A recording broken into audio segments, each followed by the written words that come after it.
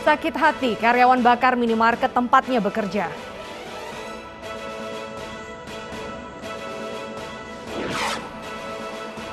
Mobil mewah tabrak 3 kendaraan hingga ringsek di Tol Kembangan.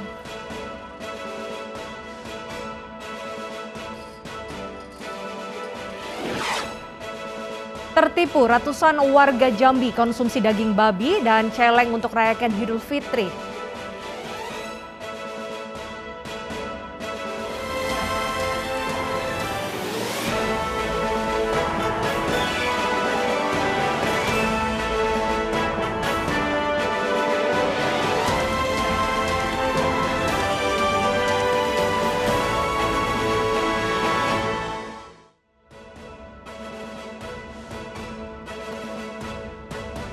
Selamat siang pemirsa, saya Wilson Purba kembali hadir ke hadapan Anda selama 90 menit ke depan. Di iNews siang kali ini, selain 3 informasi utama tadi, kami juga akan menghadirkan informasi menarik lainnya. Dan informasi pertama akan disampaikan oleh rekan saya, Bernarda Ginting. Selamat siang, Deta. Apa saja yang akan kita sampaikan dalam iNews siang hari ini? Selamat siang, Wilson dan juga pemirsa. Selama 90 menit ke depan, kita memiliki informasi terkait dengan corona varian Delta yang kini tengah menjadi momok yang mengintai. Varian ini 50% lebih menular dibandingkan dengan varian sebelumnya. Lantas bagaimana pencegahan dan penanganan melawan virus corona varian Delta? Kita bahas selengkapnya di iNews Siang.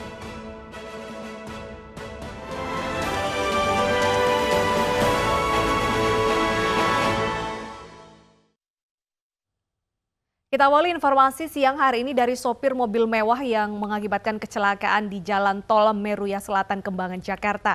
Pengemudi diduga mabuk saat berkendara.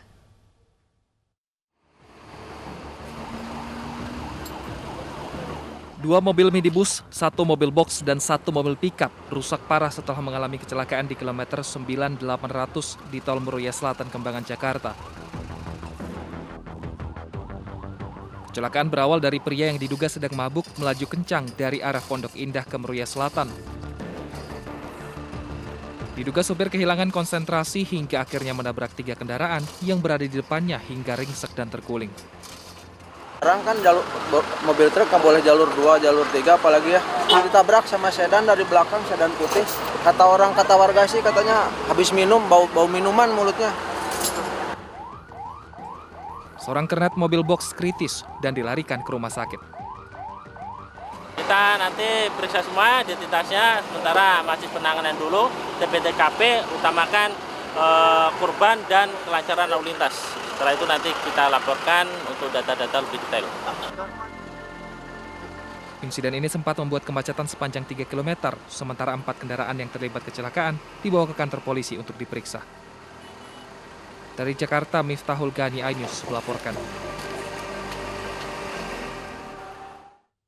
Ketegangan antara personel POM Lanal Tanjung Balai Asahan dengan preman penjaga kebun kelompok tani di Asahan, Sumatera Utara viral di media sosial.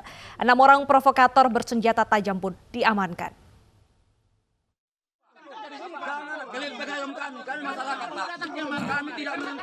Peristiwa terjadi saat POM TNI AL mendatangi lokasi kebun sawit usai mendapat laporan dari masyarakat. Mereka mengaku terintimidasi dengan kehadiran preman yang mengaku sebagai penjaga kebun sawit karena tidak bisa panen selama 6 tahun terakhir. Saat petugas datang ke lokasi, mereka dihadang kelompok yang mengatasnamakan penjaga kebun sawit yang diklaim milik kelompok tani mandiri. Namun ketika diminta surat penugasan, mereka tidak dapat memperlihatkannya. Kalau memang kalian tidak memiliki dasar yang jelas, kami mau lewat, tetap mereka tidak mau lewat.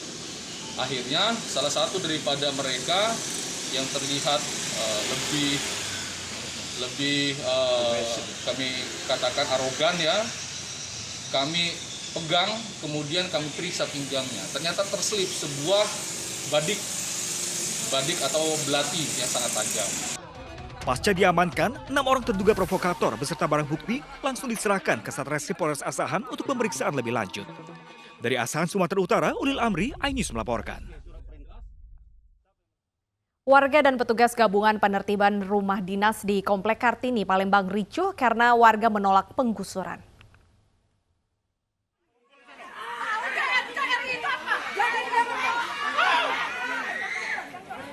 Puluhan warga marah karena menolak digusur oleh petugas gabungan TNI Kodam 2 Sriwijaya. Penertiban dilakukan kepada 22 orang kepala keluarga yang tinggal di rumah dinas Komplek Kartini Palembang, Sumatera Selatan. Meski nyaris rusuh, namun akhirnya secara perlahan warga mulai mengosongkan rumah dinas. Salah seorang warga pun kebingungan kemana harus membawa 2 anak perempuannya yang sakit stroke dan gangguan kejiwaan. 2 tahun lebih. Yang nomor 2 itu 8 tahun hampir 9 tahun. Itu sakitnya apa, Pak? Stroke yang nomor 1. Yang kedua kan kejiwaan. Itu dari Bandung. Ini udah berapa lama tinggal di sini? Oh, sampai lahir. Sebelum penggusuran, warga sudah 3 kali diberikan surat peringatan yang dilakukan sejak bulan Oktober tahun lalu. Komplek rumah dinas golongan 2 itu adalah komplek yang memang harus dihuni. Ya, yang berhak menghuni di sini adalah prajurit dan PNS TNI AD yang aktif. Artinya yang menghuni selama ini yang harus ditertibkan ini di luar dari batas itu ya, Pak? Ya, jadi rata-rata di sini udah ada anak atau cucunya. Penertiban penggunaan rumah dinas dilakukan untuk mengembalikan fungsinya, yaitu digunakan oleh anggota TNI yang aktif bertugas. Dari Palembang, Sumatera Selatan, Guntur, iNews melaporkan. Sakit hati diminta bayar kerugian penjualan sebesar 6 juta rupiah, karyawan minimarket nekat membakar tempat kerjanya. Pelaku juga sempat membobol brankas dan menggasak uang 58 juta rupiah.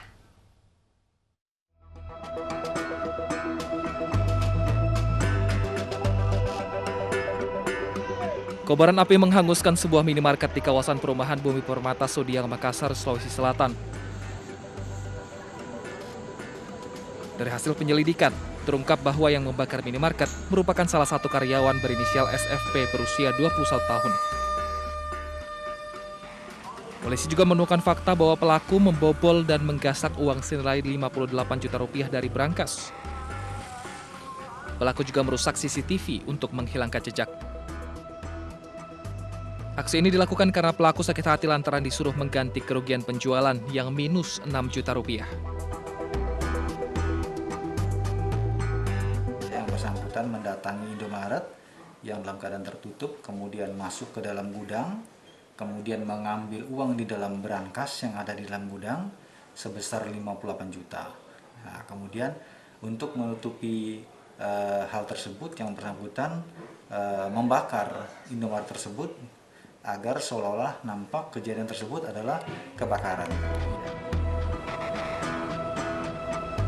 Pelaku sudah ditangkap polisi, sementara kerugian diperkirakan mencapai 800 juta rupiah. Dari Makassar, Sulawesi Selatan, Wahyu Ruslan, iNews melaporkan. Akibat saling ejek, 2 kelompok remaja terlibat tawuran di Jalan Sising Mangaraja, Medan, Sumatera Utara. Kedua kelompok saling serang dengan batu dan senjata tajam.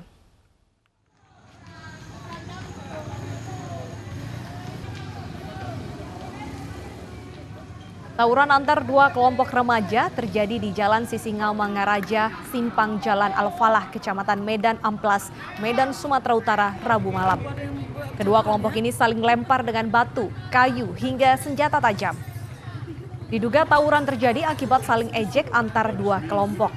Warga berharap aksi tawuran yang kerap terjadi di wilayah ini segera ditindaklanjuti karena meresahkan masyarakat. Meski tidak ada aparat kepolisian yang turun ke lokasi, tawuran antar 2 kelompok remaja ini bubar setelah warga sekitar menghalau kedua belah pihak.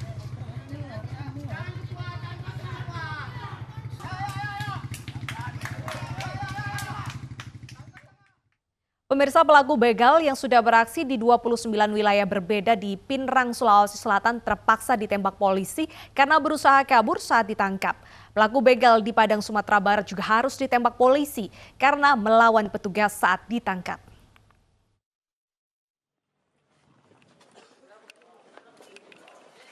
Pelaku begal AL harus menahan sakitnya timah panas yang bersarang di kakinya.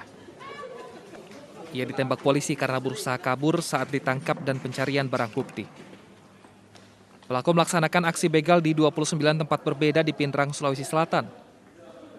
Aksinya dilakukan dengan cara mengikuti korban lalu membegal di tempat yang sepi. Punya tersangka. Jadi modusnya ketika dia melakukan aksinya, dia sudah mengintai dari korbannya. Pada saat tempat yang sepi, kemudian dia langsung menarik atau mengambil barang dan mengakibatkan korbannya terjatuh. Polisi berhasil mengamankan 3 unit telepon genggam dan 1 unit sepeda motor. Pelaku yang merupakan residivis kasus serupa dijatuhi hukuman 9 tahun penjara.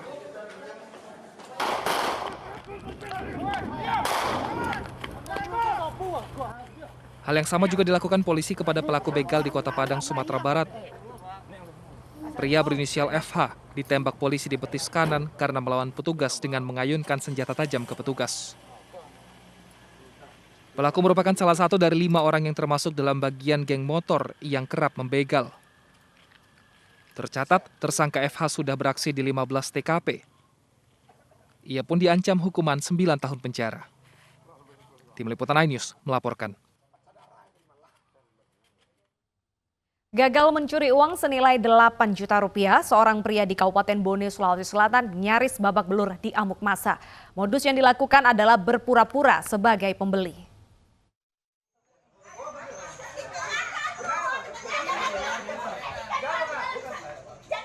Akting sebagai pembeli berujung jeruji besi. Ya, inilah nasib tragis pria berinisial AH yang tertangkap basah mencuri di kios milik Haryani di Pasar Sentral Palaka, Kabupaten Bone.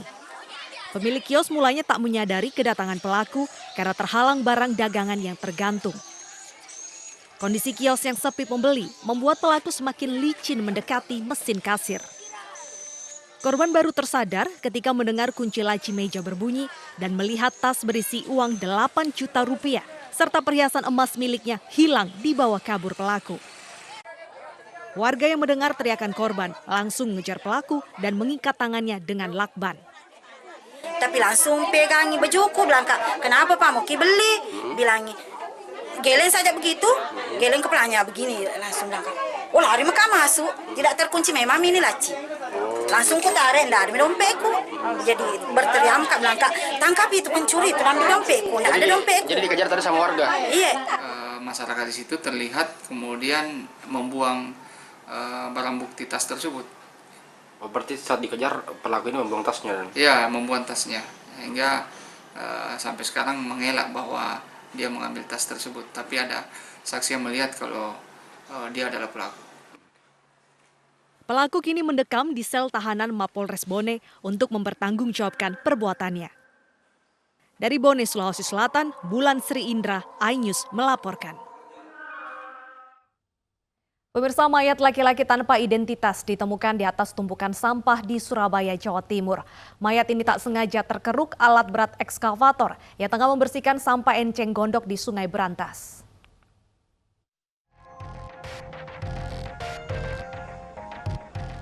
Sesosok mayat ditemukan dalam posisi telungkup di atas tumpukan sampah enceng gondok dengan kondisi tubuh membengkak dan hampir membusuk. Mayat ini pertama kali ditemukan oleh Slamet Haryanto, sopir alat berat ekskavator. Slamet tanpa sengaja menguruk mayat laki-laki tersebut saat proses pembersihan Sungai Berantas. Sampah itu juga? Iya, kita tanpa sengaja kan tahunya kita buang gini. Kalau ada mayat mungkin ya kita taruh di bawah. Kita kan nggak tahu. Berarti tahunya sudah dibuang ya? Iya, tahunya sudah dibuang. Pak, kondisi mayat waktu Bapak lihat itu seperti apa, Pak? Waktu ya seperti itu. Kondisinya? Iya. Terbungkus atau? Ya itu masih pakaian lengkap kayaknya. Oh, masih pakai kaos, pakai celana. Dari hasil pemeriksaan sementara, tidak ditemukan adanya tanda-tanda kekerasan pada tubuh korban. Untuk kondisi kekerasan tidak sementara saja, tapi hanya karena sudah mungkin 1 hari lebih, jadi kondisi korban lebam, jadi ada lebam gitu. Jenazah dievakuasi oleh tim Inafis Polrestabes Surabaya ke Rumah Sakit Dr. Sutomo untuk proses penyelidikan.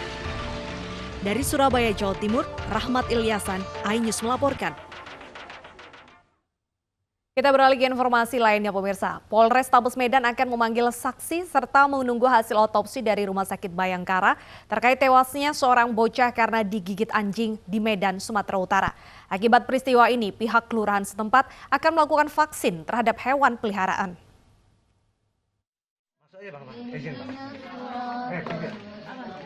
Pasca meninggalnya MR, bocah berusia 10 tahun yang digigit anjing tetangganya, Polsek Deli Tua telah melimpahkan kasus ini ke Polrestabes Medan. Pihak kepolisian belum menetapkan tersangka, namun telah mengamankan anjing tersebut untuk diperiksa apakah mengidap penyakit atau virus berbahaya. Sementara prosesnya masih lidik, karena penyebab kematian belum kami ketahui. Kami sedang menunggu hasil otopsi dan juga pemeriksaan di laboratorium terkait penyebab kematian dari anak korban. Sementara itu, untuk mengantisipasi kejadian serupa, pihak kelurahan saat ini tengah melakukan pendataan terhadap warga yang memiliki hewan peliharaan untuk divaksin. Kita akan vaksin secepatnya, ya, dan yang punya peliharaan anjing juga agar tetap dirantai dan sama-sama saling menjaga hewan peliharaan. Bekas gigitan anjing tersebut membuat korban mengalami kelumpuhan. Korban juga hilang ingatan dan terus buang air besar selama mendapat perawatan medis di rumah sakit. Pada Minggu sore, korban akhirnya meninggal dunia. Dari Medan, Sumatera Utara, Tim Liputan iNews melaporkan. Sementara itu, pemirsa, nasib naas juga dialami Rizky yang mengalami luka akibat diserang seekor gajah jantan liar. Bang Kerul, Bang Omera mah kayak bobo jaroy. Pria bernasib malang ini bernama Rizky, berusia 21 tahun, bekerja sebagai asisten mahut atau asisten pawang gajah. Berawal saat korban sedang melepas ikatan rantai di kaki gajah jinak untuk dipindahkan. Namun dalam waktu seketika seekor gajah liar jantan menyerang dari arah belakang korban hingga membuat korban terjatuh dan terluka dan seketika minta tolong sambil berusaha berlari menyelamatkan diri. Rizky alami luka di lengan, diduga kena sabetan gading gajah liar. Sehingga Rizky langsung dibawa ke rumah sakit untuk dirawat. Hingga saat ini petugas di Conservation Response Unit terus melakukan penggiringan gajah liar tersebut. Teman-teman itu secara rutin melakukan kegiatan dan ini kan tidak menghambat kegiatan pengusiran. Jadi personil yang lain tetap melakukan kegiatan pengusiran terhadap gajah-gajah liar yang memang masyarakat yang ada di situ. Kemarin tetap dilakukan penggiringan terhadap gajah liar tersebut.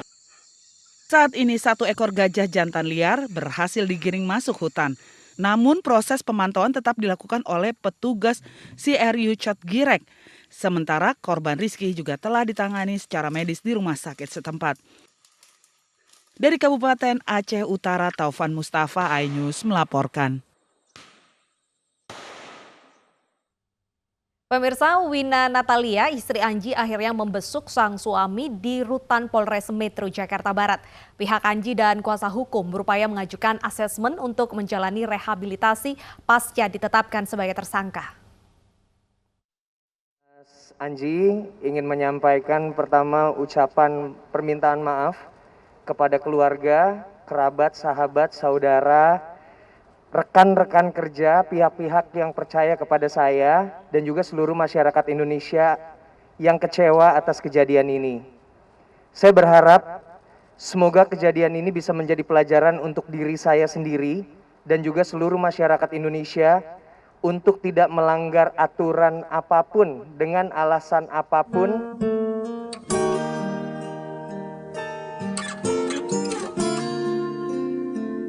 Penyanyi Erdian Aji Prihartanto alias Anji memohon maaf kepada keluarga dan masyarakat Indonesia atas kasus narkoba 30 gram ganja yang menjeratnya menjadi tersangka. Wina Natalia, istri Anji, hari kelima penahanan suaminya baru sempat menjenguknya. Wina menjenguk Anji menjalani proses pemeriksaan intensif di ruang unit 1 Satres Narkoba Polres Jakarta Barat. Meski sempat syok atas kasus Anji, Wina mohon dukungan semangat dan doa agar proses hukum Anji bisa segera selesai. Namun saat dikonfirmasi terkait perihal upaya pengajuan asesmen agar Anji menjalani proses rehabilitasi, pihak keluarga enggan berkomentar. Terima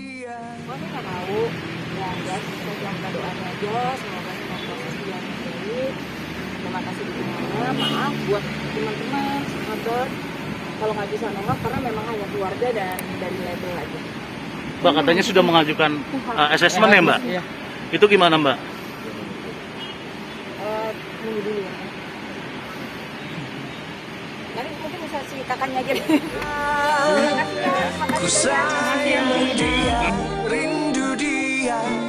Diketahui Anji telah ditetapkan sebagai tersangka oleh Satuan Narkoba Polres Jakarta Barat dengan barang bukti 30 gram ganja kering serta buku berjudul Hikayat Pohon Ganja yang digunakan Anji sebagai sarana edukasi. Anji dikenakan pasal penyalahgunaan narkotika dengan ancaman 4-12 tahun penjara. Dari Jakarta, Tim Liputan iNews melaporkan. Untuk dia. Seorang remaja menangis dan memeluk motor miliknya saat ditilang, viral di media sosial. Apa penyebabnya? Nantikan usai jeda.